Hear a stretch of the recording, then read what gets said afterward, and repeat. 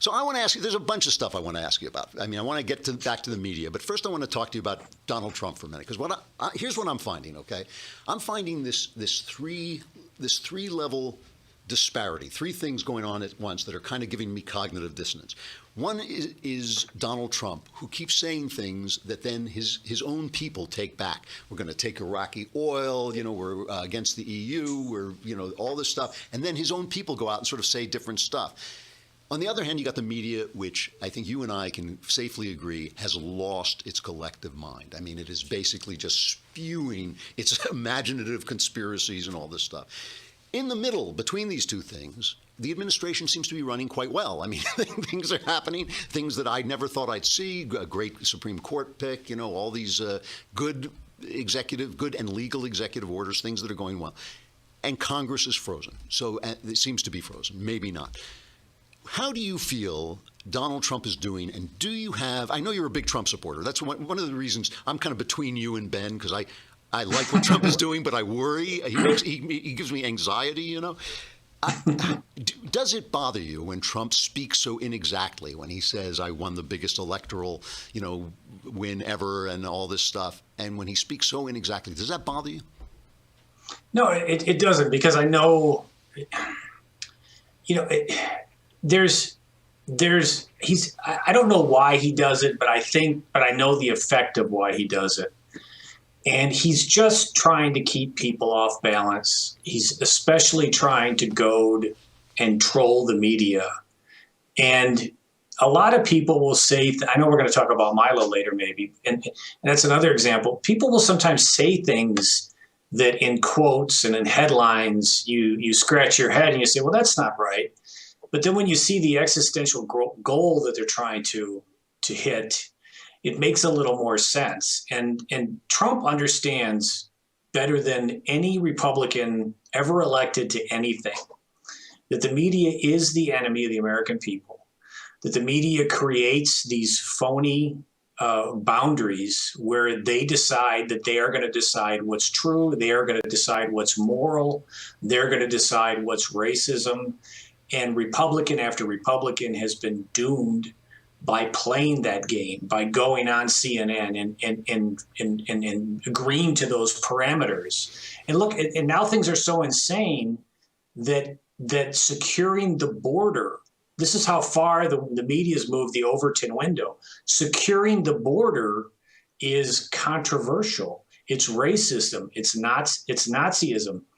And what Trump is doing with everything he does to belittle, befuddle, denigrate, demean the media is he is seizing back control of that. And in the media, you see, the media will downplay his election. They'll lie and they'll say the Russians won the election. They'll lie and they'll say that cheating won the election or James Comey won the election. So they're trying to move the window here. And then Trump says, I had the greatest election victory in the history of America. And he's trying to nudge it, and he's just doing what they're doing. He's playing their game. And this isn't, you can keep your doctor if you want to keep your doctor. This isn't a videotape caused the Benghazi terror attack. This is Trump trolling. This is Trump just working them. And I don't care about these untruths. Because they're meaningless in the long run. They don't affect my life, and it's just part of an ongoing war that I think Trump's winning. Let me give two examples, two different things that I think fall into two different categories. One was his press conference, which I thought was a masterpiece. I thought the press conference, we went into that press conference and it was Trump is a Russian spy. That was the narrative. And we came out of the press conference and he was mean to us, they went scattering like little children, being chased by the boogeyman. And it was brilliant. I mean, I've never seen a politician seize the narrative back from a hostile force like that. That's one side. So there you and I agree, and I don't really care if he gets the electoral votes wrong, and I'm with you.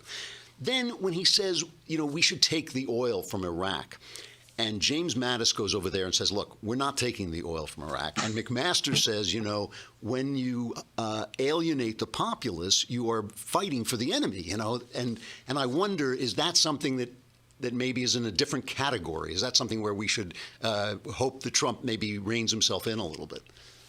No, I think that when he says to Iraq, I'm going to take your oil, what he's doing, it's the same thing when he says to us that he's going to make Mexico pay for the wall.